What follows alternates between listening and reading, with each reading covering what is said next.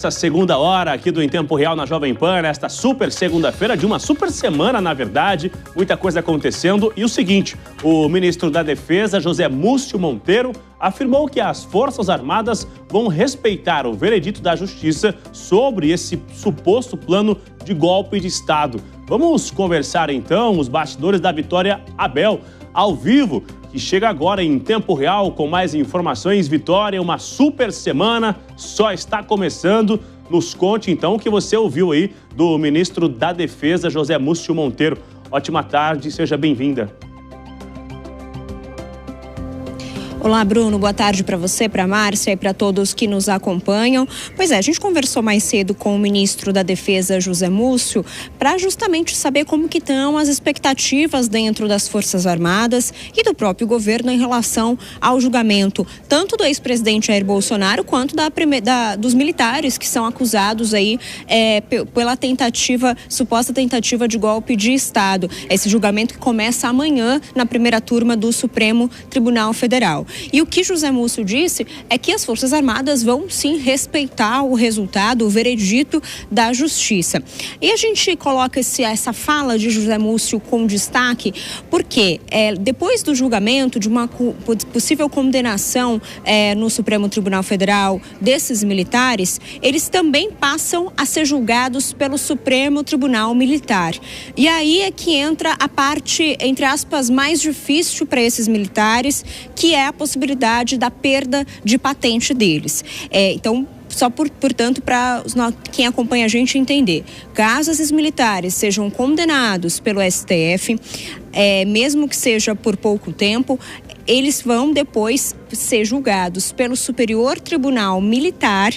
E aí, possivelmente, eles podem perder a patente militar e os salários que eles recebem. Até então, eles continuam recebendo os salários. Então, por isso que é importante essa fala do ministro José Múcio, dizendo que as Forças Armadas vão respeitar e não vai ter nenhum tipo de reação contra um possível resultado do STF a partir de amanhã, que começa, portanto, o julgamento. Eu destaco também que esse momento do julgamento do ex-presidente Jair Bolsonaro acontece no mesmo tempo em que o presidente Lula, o governo Lula, começa em um novo mote de slogan de campanha, de propaganda de governo, dando foco para a soberania nacional e para a defesa. A gente lembra que esse novo mote começou com o tarifaço do presidente americano Donald Trump, do Planalto defendendo essa soberania nacional diante de ataques estrangeiros, mas isso se junta justamente a esse julgamento do ex-presidente Jair Bolsonaro e também de militares envolvidos nessa suposta tentativa de golpe, porque pode aproximar Lula dos militares e, portanto, de um público e de um eleitor mais conservador. A gente lembra que 7 de setembro, nesse final de semana, devem ter comemorações e o Partido dos Trabalhadores querem, inclusive, fazer uma grande chamada de seus militantes para a comemoração desse dia, que geralmente era tomado pela direita. Bruno. Informação importante sobre, então, esse ato no 7 de setembro, aliados do governo ocupando as ruas. Há também um chamamento da oposição para vários atos em São Paulo, Rio de Janeiro, aqui na capital federal e em outros estados. A gente segue sempre de olho na coluna da Vitória Abel, nas redes sociais e também no site oficial da Jovem Pan. Novamente, obrigado pelas suas informações. Seguimos ao vivo. Vamos ouvir os nossos comentaristas, o Henrique Kriegner, que segue ao vivo com a gente aqui. Uma semana cheia, Henrique, com muitas emoções e suspense. Na verdade, vamos ficar de olho nesses julgamentos e falando sobre os militares, o que esperar sobre o julgamento do ex-ajudante de ordens do ex-presidente Jair Messias Bolsonaro. Houve um acordo de Mauro Cid com a Justiça para revelar o que ele tinha de informações, teve várias audiências, mas agora há um receio de que esse acordo não seja respeitado e que ele seja condenado com uma alta, ou seja, que não tenha nenhum certo alívio, que uma sentença seja alta para Mauro Cid. O que esperar sobre o julgamento da conduta de Mauro Cid? Exato, Bruno. Inclusive, o desrespeito a esse acordo é mais um fator que se soma para questionar a veracidade da delação do Mauro Cid.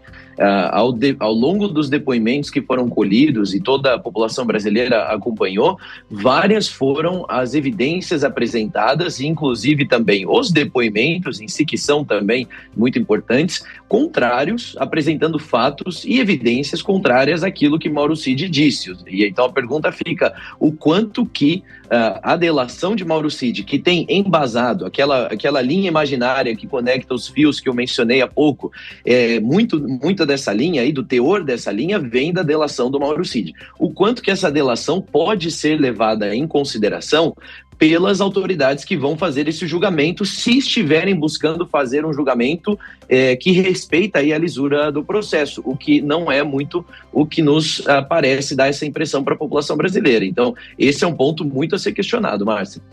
Agora, Bellucci, alguns analistas políticos dizem que quem pode ser absolvido nessa situação seria o general Augusto Heleno. Ele apresentou as alegações finais ali. Ele não nega que tenha acontecido ali uma tentativa de golpe, mas ele nega que tenha participado. Então, a defesa dele está indo muito nesse ponto. O que você analisa? E tem muito a ver com esse destaque que a Vitória Abel trouxe também, de absolver ali um militar, de aproximar para ano que vem o governo Lula, tentar melhorar a popularidade entre esse público. Enfim, como é que você enxerga essas modificações, aí essa possível absolvição também do general Augusto Heleno? Me parece um ponto bastante salutar que você tocou, Márcia, essa questão da absolvição de um ou outro general, especialmente o Augusto Heleno, até numa espécie de sinalização do Supremo para os demais poderes, na medida em que o Supremo, infelizmente, faz sinalizações, pois atua como um órgão político. O grande personagem do julgamento, evidentemente, que é o Bolsonaro, a grande expectativa é sobre ele. Mas é importante mencionar que só no núcleo 1 você tem várias pessoas, núcleo 2, então você tem muitas pessoas ali envolvidas, e os que seriam os orquestradores ali, parte de quem seria a massa de manobra, vamos colocar assim, já foi condenada pelo tal golpe de Estado e agora está sendo julgado o núcleo, que seria os articuladores, os pensantes do golpe. Então, esse é o grande estranhamento. E até na questão do Mauro Cid é o que está dando lastro para todo o processo, que é uma prova bastante frágil, considerando alguns vazamentos do Mauro Cid, ora falando que foi coagido, ora falando que não. Então há um grande estranhamento nessa prova robusta ser a delação do Mauro Cid.